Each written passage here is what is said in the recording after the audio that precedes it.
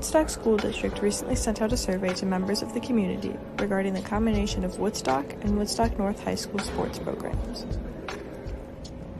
Although both sides of the debate have benefits as well as disadvantages, it is still hard to determine which would be the best choice for the district, the schools, and the students.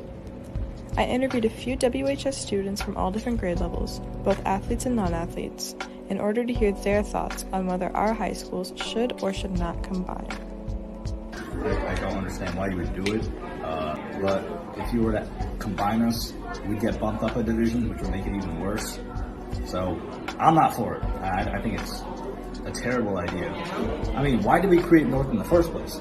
We created North so we don't combine. So why are we combining sports all of a sudden? We need diversity. We need to make it so we are more diverse as two different schools, and so that we don't go down the gutter by combining our two schools together. I don't think they should. I think it's whack. I don't like it personally, just because the school rivalry is pretty cool, especially for a high school, especially when your rival's like across the way. Not like if we were to combine, our rival would be like Hampshire or something. I hate Hampshire, but I hate North more, which is why it's more fun to be rivals with North. But I mean, if we combine our sports programs, I don't think we'll be much better off. Like, it might keep our programs alive, but it would take us and North, who are at the bottom of 2A, and then move them all up to 3A. But we won't be better than the sum of our parts. We'll just be bad at 3A, which is the same thing, so why change it? Okay, so personally, I think they should, just because in the future we're not going to have sports teams, and I get like that the other side of the argument is, oh, we want to know the rivalry, but there's not going to be any sports teams to have a rival with, so it's just better to combine and have a stronger program, and it'll just allow more opportunities to like be better. I think it's a great opportunity for both sides of town to grow off of each other's strengths and weaknesses. I think at first it'll cause some drama, but I think in the end it might be a good idea. I think it would benefit us financially, but it would also remove a lot of chances for other athletes and not help with the rivalry between the two schools. I think that's something really special that all players really cherish. Welcome to this week's What's Up, Doc, where we ask Dr. V questions that students want to know. This week, we asked Dr. V a series of questions about prom and whatnot. So let's just hand it over to Jake, and let's get it on.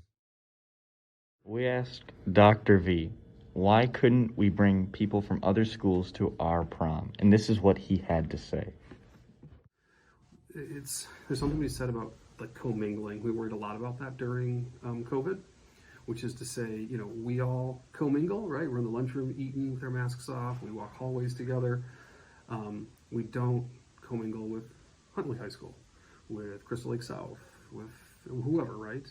And for that matter, as a community, there's a ton of combination between Woodstock North and Woodstock High School. As of April 14th, 2022, inviting students from other schools to our prom is allowed. Dr. V was then asked by us, why can't we have open campus, or whether he would consider having it at all. That's been asked for years. I think it's more of a safety protocol than it is anything else. I won't lie, I love all the students at Woodstock High School. Teen drivers are a concern, consent's a concern. Tracking that, having students come back from lunch is a concern. Would the school add any more sports teams or consider adding more sports teams? The reason for that is equity. We have to have a balance between how many female and male sports we offer. So we do that by making sure that we offer the ones that are what I would say is kind of like most popular. So that's probably some of the things that I would point out. Well, ladies and gentlemen, that is it for this week's segment of What's Up, Doc. Hope everyone has a great day, and it's been Kevin. Hey, we're back for the yoga pose of the week with Mr. Mickey. This is week 4, and we're doing a twisted lunge. Twisted lunge and high lunge. So If we're in lunge, a lot of times we'll start in downward dog, bring our leg up, either three-legged dog, and then bring our foot forward. But we could just go right foot forward, left foot back. With a good lunge position, you want to be on the ball of your back foot. So get off your heel on that back foot, go on the ball of your foot, there you go. Lunge down a little bit lower so that our shin creates about a vertical angle here, straight line up. We don't want our knee past your toe. Arms up, lift up on that back hip flexor, so tighten that back quad. Bring your hands down into prayer here and twist left arm to the outside of right leg. And we're twisted lunge. You should feel it on the outside of that right hip and then into those legs. Hopefully you feel that stretch. It's also a good strength pose, really working the legs, along with some core here holding yourself up. So there you have your twisted lunge.